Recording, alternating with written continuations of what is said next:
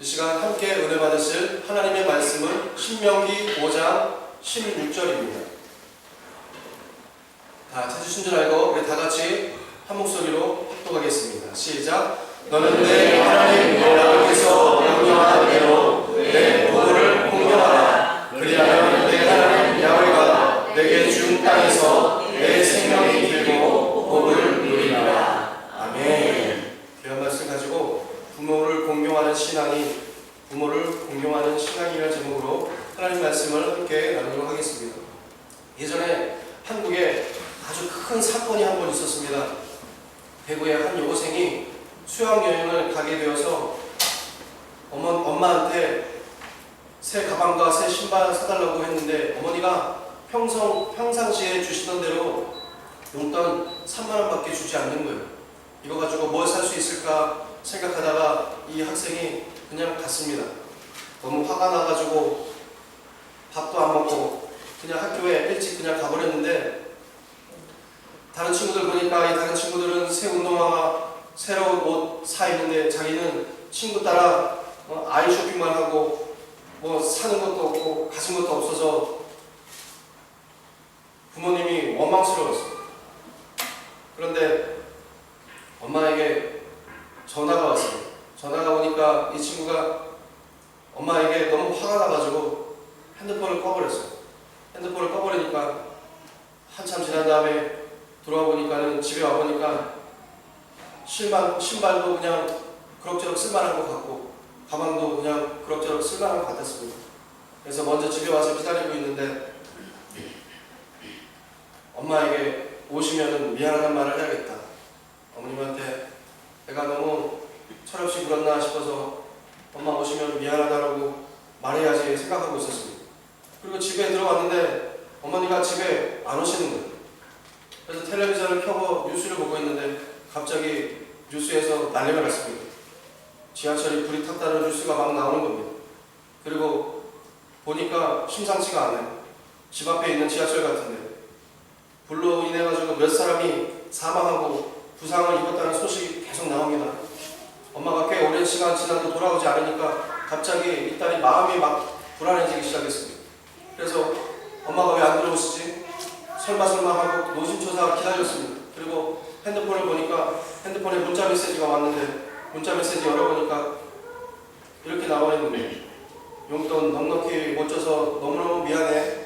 그런 문자였습니다. 그리고 나서 나중에 또 문자 메시지가 하나 들어왔습니다. 신발 사서 집으로 가는 중이야. 그렇게 왔습니다. 가방도 샀어. 그렇게 왔습니다. 그러고 나서 엄마가 오시겠거니 하고 기다렸는데 엄마가 오시지 않더니 갑자기 문자가 하나 딱 왔습니다. 미안하다 하나, 가방이랑 신발 못 전하고 간다.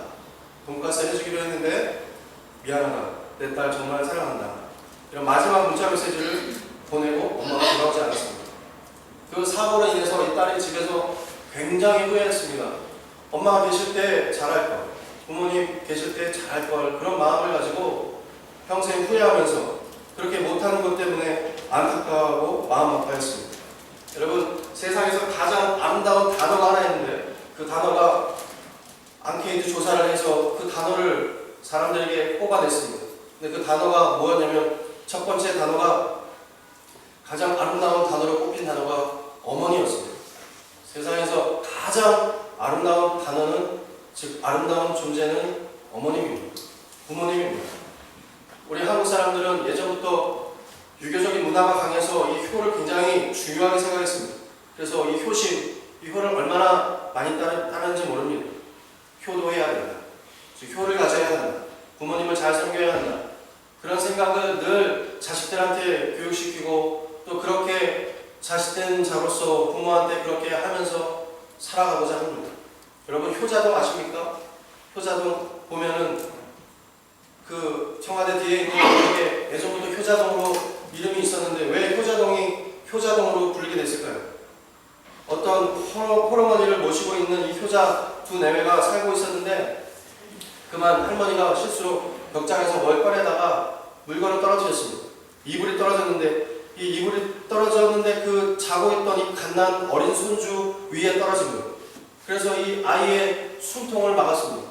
그리고 아이가 거기서 그냥 숨을 못 쉬어서 실신해서 죽었습니다. 질식사였어요. 근데 할머니가 자기 실수로 손자가 죽었다는 것 모르고 있는 거예요. 그러니까 얼마나 이 부모가 할머니의 입장을 생각하지 않을 수가 없었습니다. 그래서 이 죽은 아이를 안고서 막 뛰어왔습니다. 뛰어와가지고 남편한테 얘기했습니다. 그리고 이 사실을 말했습니다. 어머님이 알면은 이 손자, 사랑하는 손자를 이렇게 만들었다는 것 때문에 굉장히 마음 아프고 또 그러실 텐데 어떻게 해야 되냐.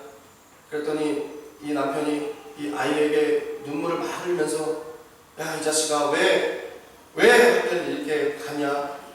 그것 때문에 마음이 너무 아파서 울면서 이 아이를 막 흔들었습니다.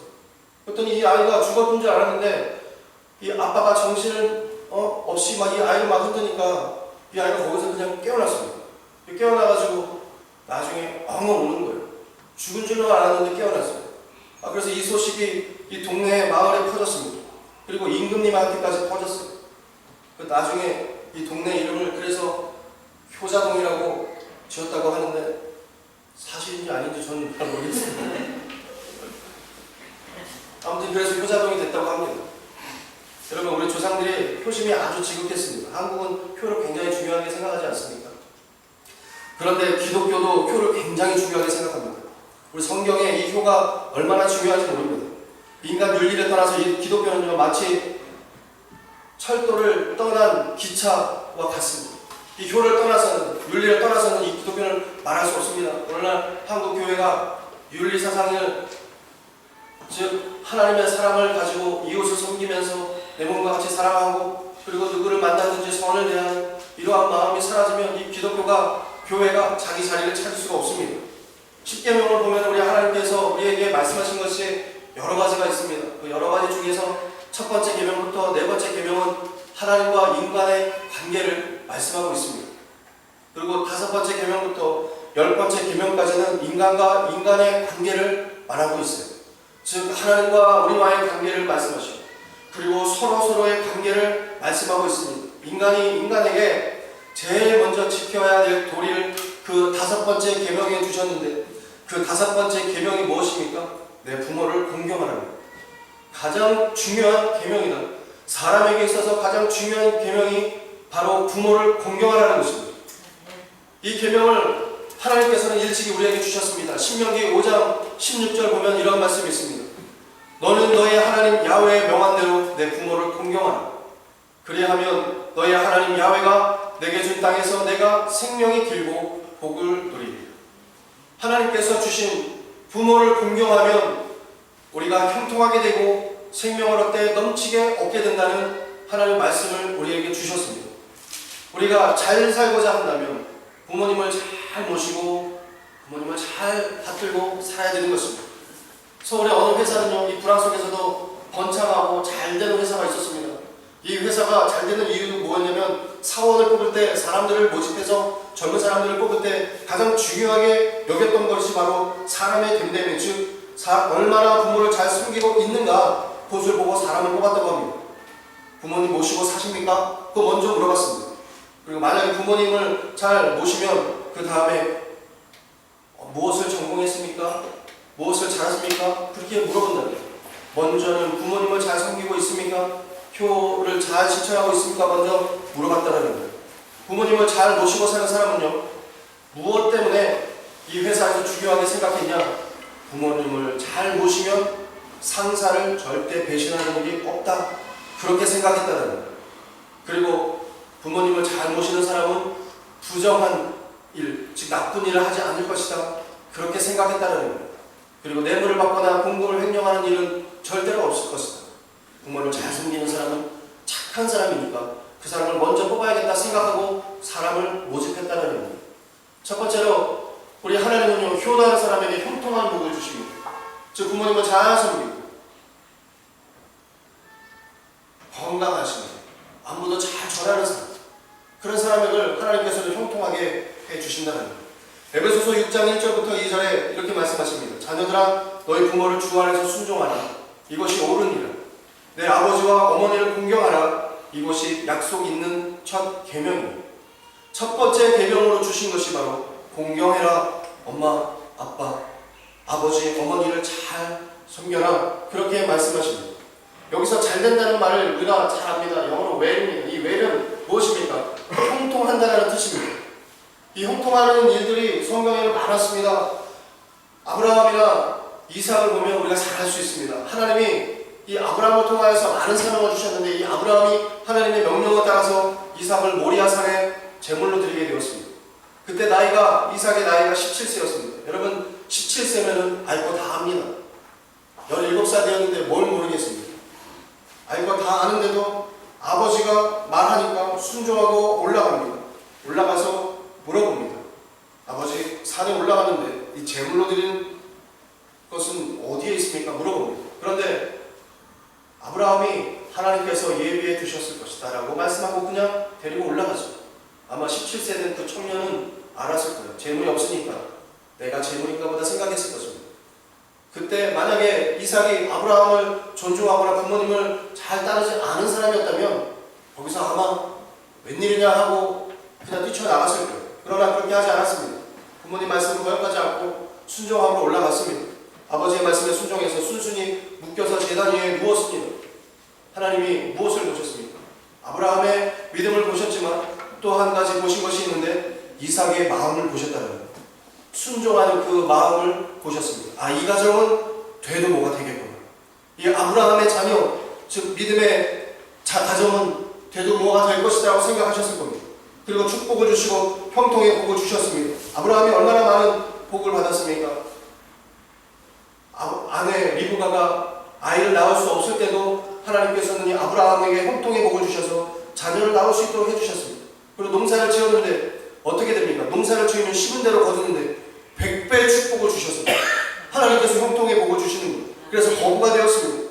창세기 26장 보면은 아브라함이 거부가 되었다고 나옵니다. 무엇 때문입니까? 하나님 앞에 말씀을 잘 지키고 순종하니까 하나님께서 축복을 주셨다는 거예요. 또 그 자녀는 어떻습니까? 순종했던 그 자녀 이삭은요, 하나님마다 잘 됐습니다. 부모를 잘 섬기니까 하나님께서 이삭에게 기름을 부어주시고 축복을 주시니까 이삭이 양을 치면 그 양이 건강하게 잘 자랍니다. 그리고 그 중동 지역에 있는 마른 땅을 파면 우물이 터져 나옵니다. 우물을 파는 곳마다 곳곳마다 물이 터져 나옵니다. 얼마나 귀합니까? 하나님께서 하는 일마다 축복을 주시니까 이 자녀가 잘 됐다는 겁니다. 그리고 하나님과 이삭 사이에 신앙의 형통을 주셨습니다. 믿음을 열심히 지키고 하나님을 잘 따르고 믿음 생활하니까 하나님께서 복을 주시는데 이삭에게 형통의 복을 많이 주셨습니다. 아버지 아브라함에게 효도했기 때문에 이 효로 말미암아 형통의 축복을 주셨다는 거예요. 두 번째로 하나님이 효도하는 사람에게 무엇을 주십니까? 성경에 말씀하신 대로 장수의 복을 주십니다. 여러분, 우리가 장수한다는 것은요, 굉장히 깊은 의미가 있습니다. 그것이 뭐냐? 건강하고 강건하게 살 수 있는 축복이라는 것입니다. 여러분, 아프면 또는 일찍 단명하면요, 그거보다 슬픈 일이 없습니다. 몸이 아파 보시면 아실 거 아닙니까? 얼마나 건강이 중요한지 모릅니다. 그러면 하나님께서 어떻게 말씀하십니까? 가정에서 부모님을 잘 섬기면 축복을 주시고 장수의 형통도 주신다는 거예요. 여러분, 잘 되는 축복도 부모님을 통해서 나타난다는 것입니다. 에베소서 6장 1절부터 3절 말씀을 보면 이런 말씀이 있습니다. 우리 한번 같이 읽어보겠습니다. 자녀들아, 주 안에서 너희 부모에게 순종하라. 이것이 모르니라. 내 아버지와 어머니를 공경하라. 이것은 약속이 있는 첫 계명이니 이로써 내가 잘되고 땅에서 장수하리라. 여러분, 잘되는 키워드는 바로 부모님을 잘 섬기는 거예요. 땅에서 잘되고 장수하는 복을 누리는 여러분이 되시기를 주님의 이름으로 축원드립니다. 오래 살려고 보약 먹는 것도 중요하지만 건강관리 잘하는 것도 중요합니다.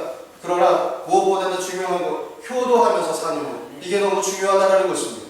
하나님의 생명을 연장시켜 주신다고 말씀하기 때문입니다.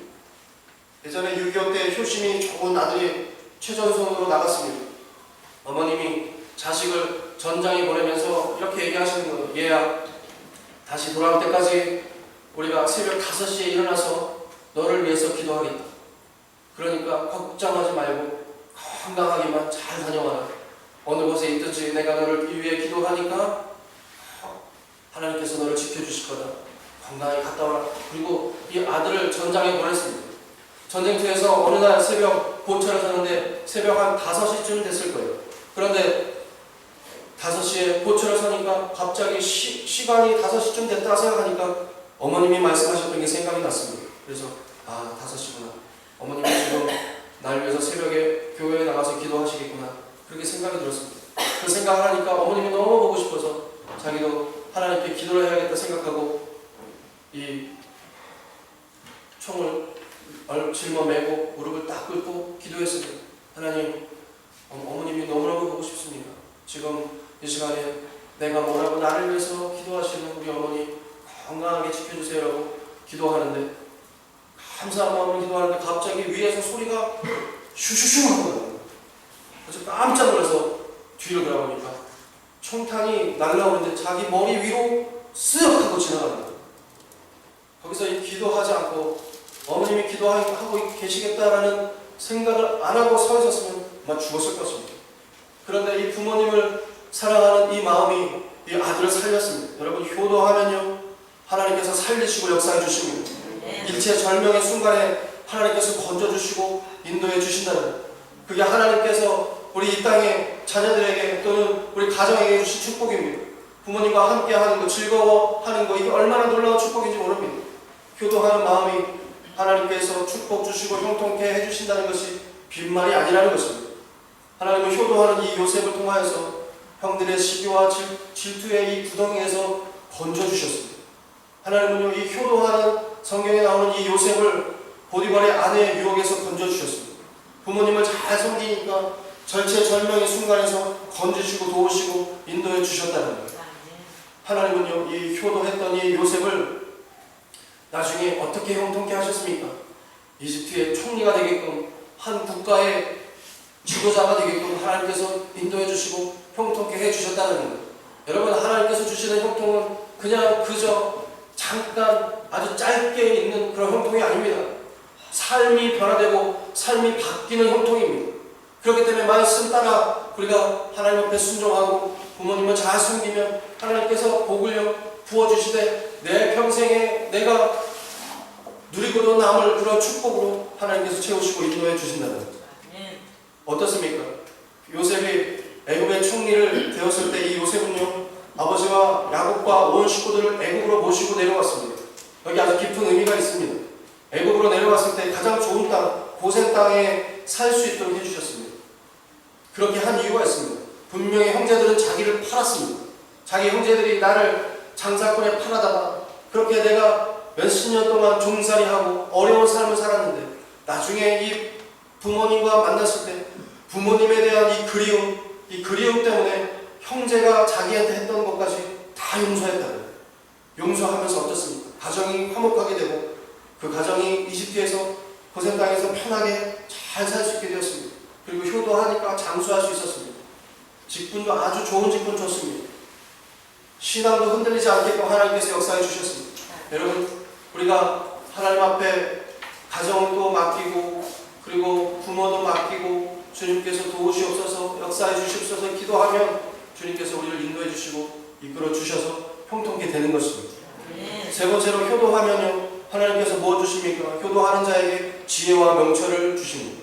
지혜도 이 효도할 때 나옵니다. 실제로 그렇습니다. 잠언서 4장 1절 말씀 보겠습니다. 뭐라고 나옵니까? 같이 읽어보겠습니다. 시작. 아들들아, 아비의 훈계를 들으며 명철을 얻기에 주의하라. 내가 선한 도리를 너희에게 전하노니 내 법을 떠나지 말라.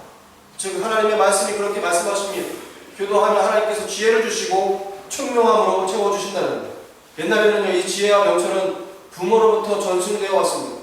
부모님이 자녀들을 잘 교육시켜야 이 자녀가 잘 되고 총명해지는 겁니다. 이 부모님이 무엇 때문에 자녀들에게 말합니까? 우리 부모 되신 입장에서는 왜 자녀들에게 말하죠? 경험을 했기 때문입니다. 인생의 경험이 있기 때문에 무엇을 하면 되고 무엇을 하지 말아야 되는지를 이미 경험했기 때문에 알 수 있다는 거예요. 여러분, 그렇지 않습니까? 내가 경험한 거는 누구보다 자신이 있습니다.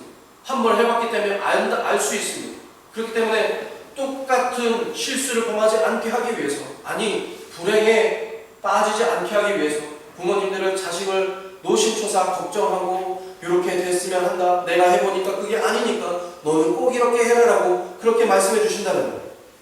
지혜란 역시 이 많은 경험, 많은 실패, 많은 환난을 겪고 나서 얻게 되는 거 아니겠습니까? 실패해본 사람이 어떻게 하면 내가 다시는 이렇게 하지 않겠다 이런 경험이 있지 않습니까? 우리 자녀들에게 그것을 가르쳐주고자 우리 부모님들이 한다는 거예요. 그렇기 때문에 우리 부모님이 말씀하시는 거는 우리는 경청해야 합니다. 어른들이 말씀하시는 거에 귀를 기울여야 되는 것입니다. 다윗은요 자기의 생애를 통해서 산전수전 다 겪고 난 뒤에 중요한 지혜를 누구에게 줬습니까? 솔로몬에게 줬습니다. 여러분 솔로몬이 왜 뛰어났습니까? 다윗이 경험했던 모든 것을 그에게 알려주고 가르쳐 주었기 때문에 솔로몬이 뛰어났던 겁니다. 그냥 태어날 때부터 뛰어난 것이 아닙니다. 하나님 안에서 효를 잘 실천하고 아버지 다윗을 잘 따라 섬기니까 하나님께서 이 부모님을 통하여서 지혜를 주셨다는 거예요. 솔로몬이 지혜로웠던 것은요 아버지로부터 전수받은 것 때문입니다. 그리고 이삭은요 아버지 아브라함으로부터 하나님을 섬기는 지혜를 받았기 때문에 이삭이 또 잘됐던 것입니다.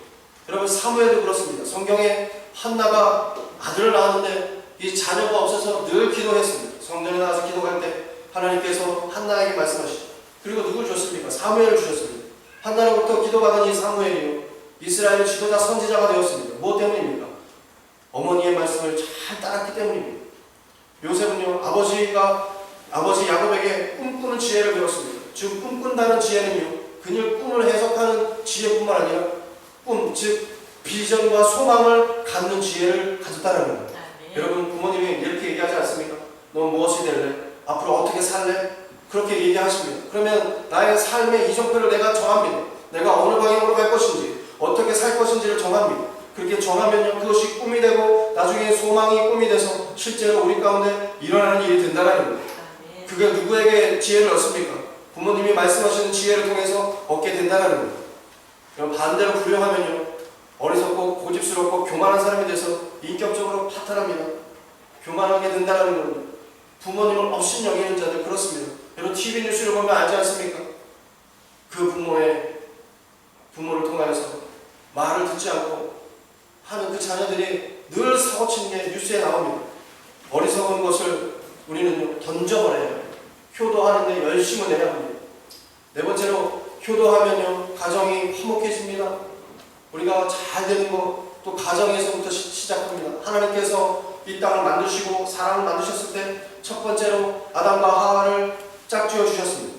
그 짝지어 주신 일, 즉 하나님이 다른 일을 하실 수 있었습니다. 이 사람 따라 저 사람 따라 많은 일을 하실 수 있게끔 하실 수도 있는 능력이 있는 분이셨습니다. 그런데 하나님께서 무엇을 하셨습니까? 남녀가 서로 짝이 되어서 가정을 이루게 하셨습니다. 왜 그렇게 하셨습니까? 하나님이 가정을 너무너무 소중하게 생각하고 계시는 분이셨기 때문에 이 가정을 통하여서 모든 것을 이루게끔 만들어 주셨다는 거예요. 사람에게 있어서 가장 첫 번째 구성 요소는 가정입니다. 가족이 아닙니다. 가정입니다. 남편과 아내입니다. 남편과 아내가 하나님 안에서 복되게 살 수 있는 것도 즉 효도에서부터 시작된다는 거예요. 부모님과 어그러지면요 가정이 불화가 많습니다. 저는요 가끔 제가 좋아하는 드라마 있는데 죄송합니다. 제가 사랑과 전쟁을 많이 봤습니다. 사랑과 전쟁을 보면 늘 그 시어머니 때문에 부모님 때문에 작살이 납니다. 그래서 다 깨져서 법원 앞에 서는 부모님을 이해하지 못하고 늘 대들고 싸우니까 남편에게 고자질하고 또 아내에게 일러 바치고 그러다 보니까 틀어진다는 거예요. 여러분 부모님과 화합하고 화목하고 함께 잘 마음을 주고 대화를 많이 하면요 그 가정이 화목하게 될 수밖에 없습니다. 한국 가정이 얼마나 많이 무너졌습니까? 이 시대에 이 대한민국이 아주 위기라는 게 무엇 때문에 그런 말이 나옵니까? 북한 때문이 아닙니다. 가정의 위기 때문에 한국이 위기라는 말이 나오는 것입니다. 2016년도 또 2009년도 2012년도 통계 자료를 보면요 한국에서 45만 가정이 이혼합니다. 굉장히 많은 사람들이 이혼합니다. 얼마나 많은지 모릅니다. 이혼율이 40%예요. 아니 40만 명 좀 덜 될지 모릅니다. 그러나 10가정 중에 4가정이 이혼을 한다. 전 세계적으로 보면요 가장 세계에서 이혼을 가장 많이 하는 국가가 있어요. 그 국가가 어디냐? 미국입니다. 미국이 이혼을 가장 많이 합니다. 그 다음에 일본입니다. 일본은 개인주의가 팽배하기 때문에 이혼해서 혼자 알아서 삽니다. 그 다음에 영국입니다. 때문입니다. 영국이 또 사회생활을 하다 보니까 여성의 지위가 높아지면서 이혼을 많이 합니다. 그 다음에 4위가 한국입니다. 그런데 여러분 잘 생각해 보십시오. 한국의 인구가 얼마 되지 않습니다. 일본 사람들 인구는요 1억 2천만 명입니다. 미국은 말할 것도 없고요. 한국은 어떻습니까? 4,500만 됩니까? 얼마 되지 않습니다. 이 얼마 되지 않는 인구 중에서 이혼이 가장 많은, 이 세계에서 가장 이혼율이 높은 나라가 한국이라는 거예요. 그렇기 때문에 얼마나 이 한국이 위기입니까? 가장 많은 사람이 이혼하는 국가가 되었습니다. 불명예입니다. 그런데 우리가 하나님 안에서 가정을 잘 섬기고 이해하고 함께하면 하나님께서 가정을 복되게 하셔서 축복으로 채워주시고 늘 화목하게 해주신다는 거예요. 여러분 말씀 따라 살면 형통하게 될 수밖에 없습니다. 하나님의 지혜가 인간의 지혜보다 뛰어나기 때문에 하나님 말씀 따라 살면 형통하게 된다는 것입니다. 아멘. 효도하면요 이 형제 간의 사랑도 돈독해집니다. 효도해야 부부의 사랑도 돈독해지는 거예요. 남편은요 장모님에게 그리고 장인어른에게 잘하면요 아내가 너무너무 좋아. 또 아내는요 시어머니에게 시아버지에게 잘하면 그 가정이 너가 잘하는구나 그 마음 때문에 더 사랑하게 되고 더 가깝게 된다는 거예요. 실제로 그렇게 해보시기 바랍니다. 그런 가정이 되셔야 합니다. 노아의 아들 함은요 아버지가 수치를 드러내니까 수익된 아버지가 그 아들을 어떻게 했습니까? 부모에게 함부로 하니까 이 부모가 자녀에게 저주를 했습니다. 그래서 비극이 일어납니다. 오늘날 중동 전쟁이 이 이스라엘과 중동의 문제가 이 노아의 가정에서부터 시작됐습니다. 셈과 함과 야벳의 이 세 아들이 뜯어지면서부터 각 종족이 만들어지면서부터 분리가 되지 않았습니까? 축복을 받아야 한 아들이 불효하니까 하나님께서 이 노아의 입을 통하여서 함을 저주하게 했습니다. 그래서 가정의 화목이 깨졌습니다. 요셉의 가정은 어떻습니까? 요셉은요 아버지 야곱의 사랑을 아주 많이 받았습니다. 효자였습니다. 그러나 이 이복 형들이 그를 시기하고 질투했지만 요셉이 나중에 애굽의 총리가 돼서 아버지께 효도를 보이니까 형들이 노가라는 거예요. 형들이 이 막내 동생을 너무너무 사랑하게 됐습니다. 그래서 이 막내 때문에 모든 가정이 평안하게 되었다는 거예요. 어떻게 형들을 용서할 수 있었습니까? 이 아버지에 대한 사랑 때문에 아버지가 너무너무 좋아서 그 사랑 때문에 형제를 용서할 수 있었습니다. 효도하면요 그 가정이 행복과 평강이 넘치게 되어 있습니다. 마지막으로 어떻게 효도를 해야 합니까? 옛날에 부모에 대한 효가 6가지가 있었는데 첫 번째 부모님 앞에 건강을 지키는 것입니다. 건강해야 그것도 효도인 것입니다. 두 번째 부모님을 봉양해야 합니다. 부모님을 잘 섬겨야 우리가 효도하는 것이라고 그랬습니다.